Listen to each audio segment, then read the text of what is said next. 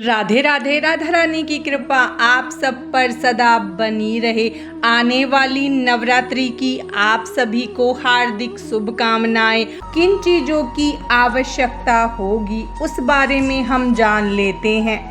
तो सबसे पहले हम चौकी लेंगे, और आपके पास अगर चौकी नहीं है तो आप उसकी जगह पटा भी ले सकते हैं, या फिर आप अनाज की ढेरी लगाकर उस पर भी माता का चित्र या फोटो रखकर पूजन कर सकते हैं।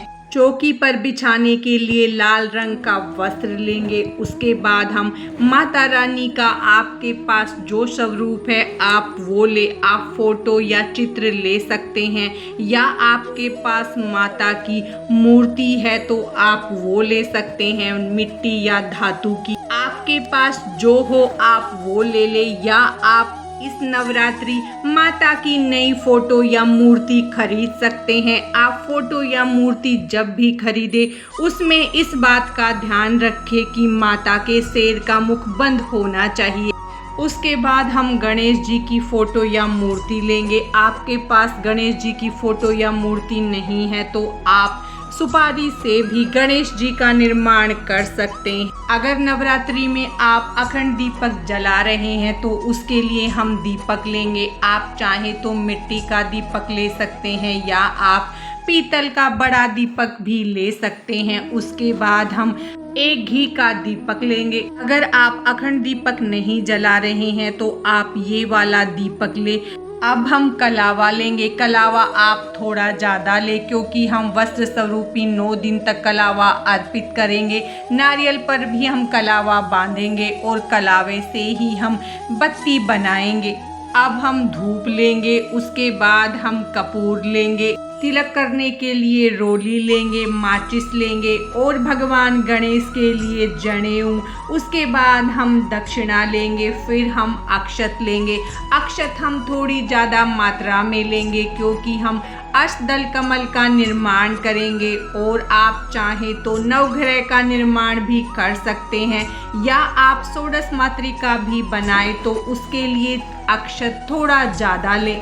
उसके बाद ज्वारे बोने के लिए हम जौ लेंगे। आप चाहें तो गेहूं भी बो सकते हैं, या आप सब अनाज मिक्स करके उसके भी ज्वारे बो सकते हैं। कलश स्थापना के लिए अब हम एक कलश लेंगे। आप चाहें तो मिट्टी, पीतल, तांबा, जो भी आपके पास कलश हो आप वो ले। उसके बाद हम सुपारी लेंगे। सुपारी हम थोड़ी ज़्यादा लेंगे नवग्रह की स्थापना करने के लिए और कलश में डालने के लिए। उसके बाद कलश में डालने के लिए एक हल्दी की गांठ, लौंग, इलायची, और हम कुछ सिक्के लेंगे कलश में डालने के लिए और संकल्प के लिए। उसके बाद भोग के लिए हम पंचमेवा लेंगे और कोई भी मिठाई लेंगे। आप चाहें तो पतासे ले सकते हैं। उसके बाद हम पानी वाला जटा वाला एक नारियल लेंगे कलश पर रखने के लिए।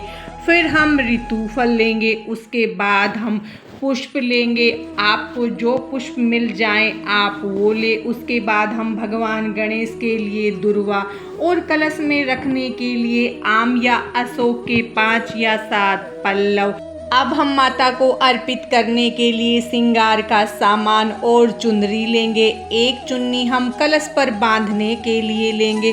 उसके बाद हवन के लिए आपके पास पात्र है तो हवन पात्र, या आप मिट्टी की ऐसी बड़ी सराई लेकर उसमें भी हवन कर सकते हैं। उसके बाद हवन के लिए हम गाय के उपले या कंडे लेंगे। फिर हम हवन सामग्री लेंगे।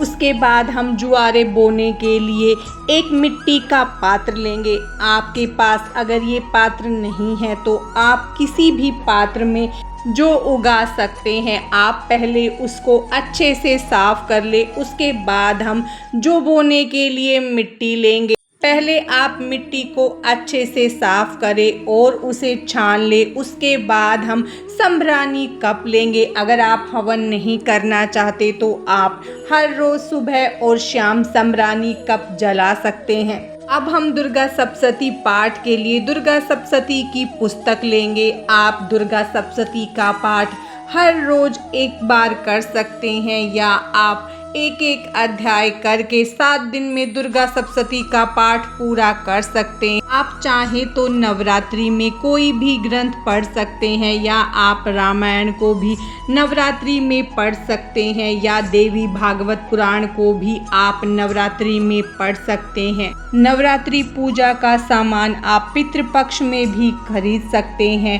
आप नवरात्रि के एक दिन पहले ही सभी सामान को इकट्ठा कर ले और जहां पूजा करनी है वहां पर उसको रख ले, जिससे आपको स्थापना के समय ज़्यादा परेशानी नहीं होगी। ये नवरात्रि स्थापना की संपूर्ण पूजन सामग्री है। आप इसे अपने हिसाब से कितना भी बढ़ा सकते हैं या इसे अपने सामर्थ्य या श्रद्धा के अनुसार कम भी कर सकते हैं। आज की इस वीडियो में बस इतना ही। माता रानी की कृपा आप सब पर सदा बनी रहे। राधे राधे।